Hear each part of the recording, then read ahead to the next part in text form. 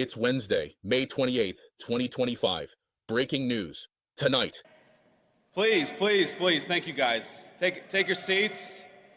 And, the Secret Service is a little bit nervous because I told them these Bitcoin guys really like guns. But they really like the President and Vice President of the United States, too, so I think we're doing okay. Vice President J.D. Vance took the stage at Bitcoin 2025 today and basically pitched Trump as Satoshi Nakamoto with a spray tan. In front of a fired-up Vegas crowd, Vance called on Congress to pass pro-crypto legislation and praised the Trump administration's deep ties to the industry. That's one way to describe it. Another way, a cozy little club where the White House doubles as a crypto launchpad and dinner parties are investor perks. Vance shouted out the Winklevoss twins for helping swing last year's election, patted Trump on the back for setting up a federal Bitcoin reserve, and hailed the industry for influencing U.S. politics faster than you can say pump and dump. Meanwhile, Trump's family holds a 60% stake in World Liberty Financial, a stablecoin project that just so happens to benefit from the legislation Vance is pushing.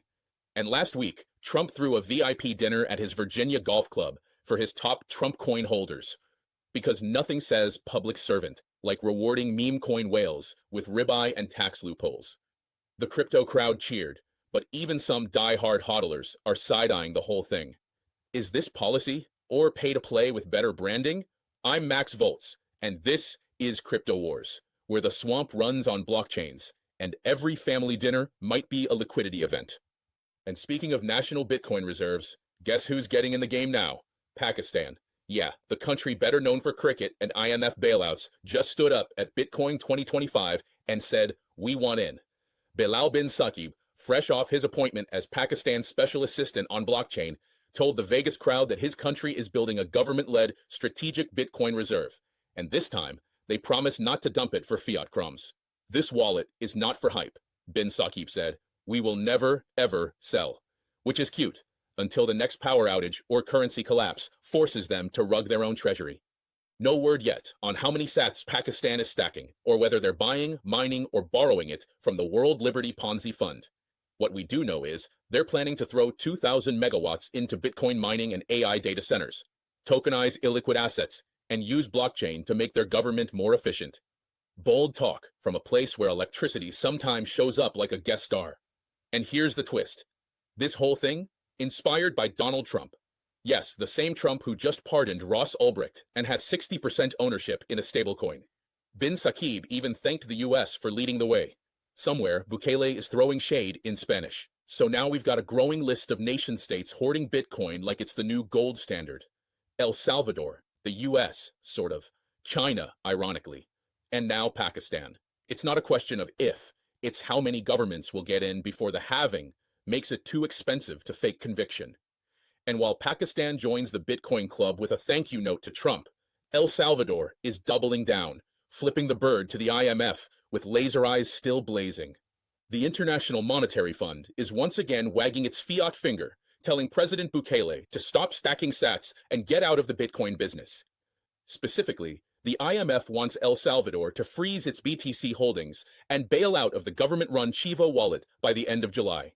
Why? Because Bukele's bullishness is messing with a $1.4 billion loan program, aka a lifeline tethered to fiat obedience. But Bukele's response? A polite no gracias.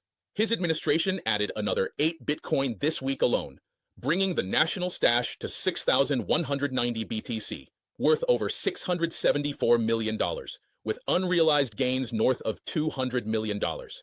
And they're not just hodling, they're building.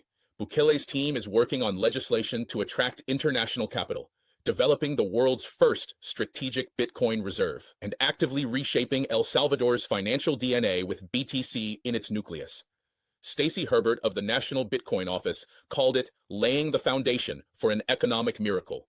Meanwhile, the IMF is still stuck in 2008, yelling credit score into the void. Let's get real. El Salvador is playing long ball with sound money, while the IMF throws lifelines made of debt. The world is watching. And with the US, Pakistan, and even corporate America entering the arena, Bukele's no longer the lone rebel. He's the OG sovereign stacker.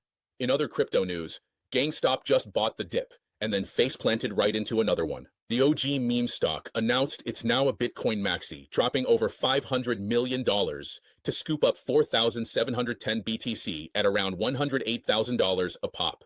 That's right. GameStop, the company once kept alive by Reddit threads and existential irony, now holds more digital gold than most countries. But in true Wall Street fashion, the market responded with a standing ovation of selling. GME shares tanked over 10% on the news, because apparently, buying a hard-capped asset is reckless, but diluting your stock with convertible debt to buy NFTs?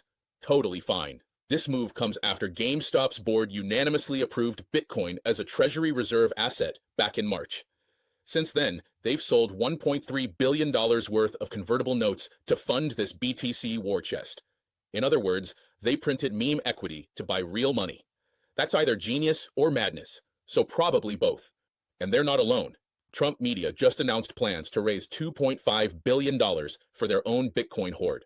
Shares tanked 10% too, because in this new clown market, if you don't bet your treasury on Orange Coin, are you even innovating? Analysts are calling it the Bitcoin standard, and according to Bernstein, nearly 80 corporations now hold BTC on their books, controlling over 3.4% of the total supply.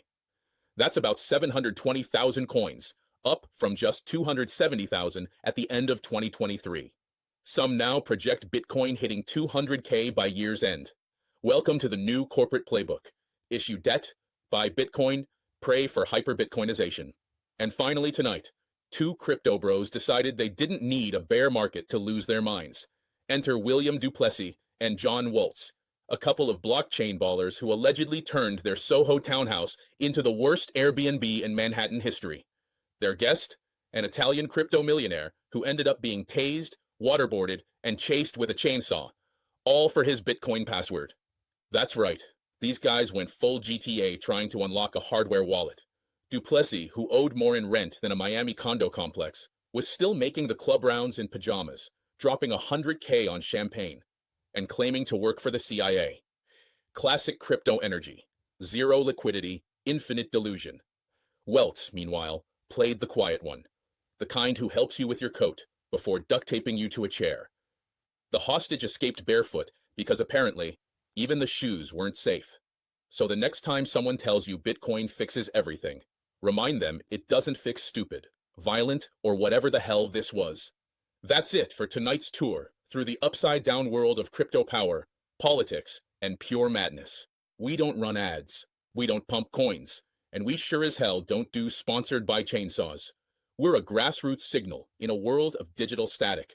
So light up that subscribe button, share it with your crew, because in this war, every click is more ammo for the resistance. I'm Max Volts, and you've been watching Crypto Wars. Good night, freaks. Stay sovereign and stay spicy.